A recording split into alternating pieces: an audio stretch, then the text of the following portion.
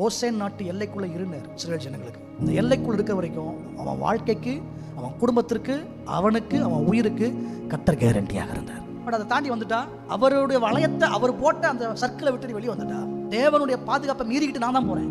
ஒரு நாள் சொன்னார், சங்காரத்துடன் வருவான்ப்பா, நிழல்லாம் படும்பா, ஆனா ஆட்டுக்குட்டின் ரத்தம் வாசல் நிலைக்கால்களை பூசப்பட்ட வீட்டுக்குள்ள நீ இரு அப்படின்றார். அர்த்தம் என்ன?